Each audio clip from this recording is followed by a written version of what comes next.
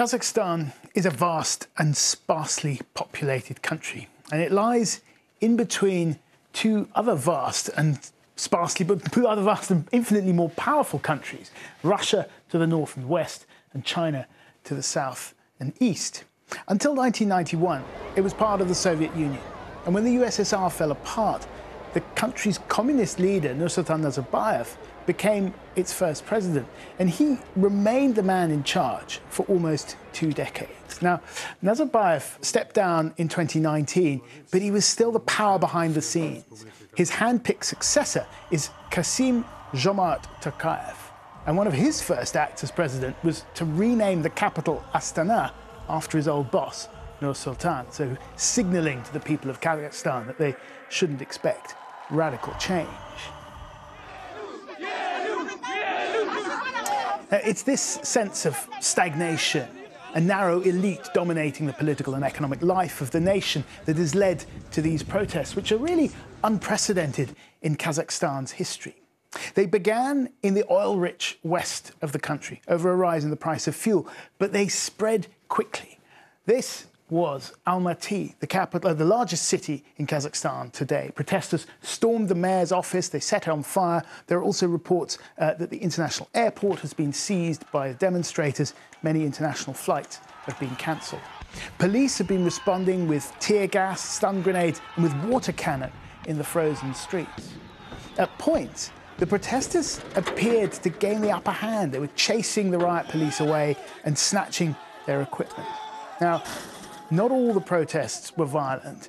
This was the western city of Aktebe. Also today, you can see some protesters and then a line of riot police who appear to be guarding a government building. The protesters advance on them, and you can hear a woman shout, "The police are with the people." Now, it's not clear whether the officers were told by their superiors not to act or whether they were showing their sympathies. The balance of power has now shifted from the government to the streets, and the protesters are storming government buildings. Kazakhstan is following its own political transformation right now. The outcome of this transformation, we're not sure what will it be. Will it be a new form of authoritarianism, or will it be a more open political system? Now, the protesters also toppled the statue of the father of the nation, Nursultan Nazarbayev. And to add insult to injury, his successor, the current president, effectively sacked him from his position for life on the National Security Council and assumed the post himself. This is evidence of an elaborate plan of action prepared by the financially motivated plotters. Therefore, as the head of state, and from today, the president of the Security Council, I intend to act as tough as possible. Despite the fighting talk from the president, we've not seen the kind of violent crackdown from the security forces in Kazakhstan that we saw, for example, in Belarus recently. The Russian president discussed the situation today with his counterpart there, and at home, Vladimir Putin has presided over a sweeping crackdown on dissent in the past year. In Russia, many will be watching the situation in Kazakhstan closely, both in the Kremlin and among what remains of the opposition.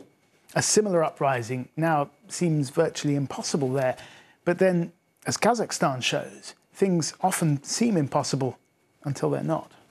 No one really expected that a country as large as this could rise against the regime simultaneously in many different parts of the country. Russia is a big country as well, and the size of the country does save the country from popular uprisings for some time, but not forever. This is a process that we see in all of the former Soviet countries, where the people are rising against the system of governance that was built by the Soviets to serve the leaders and not the people. Now, just before we came on air, it was announced that peacekeepers from a Russian-led alliance of ex-Soviet states would be sent to Kazakhstan. The speed with which these protests have spread has taken everyone by surprise, and what happens next will depend on 2 things: whether the people in the streets can organise and keep up the momentum, and how the president and the security forces then respond.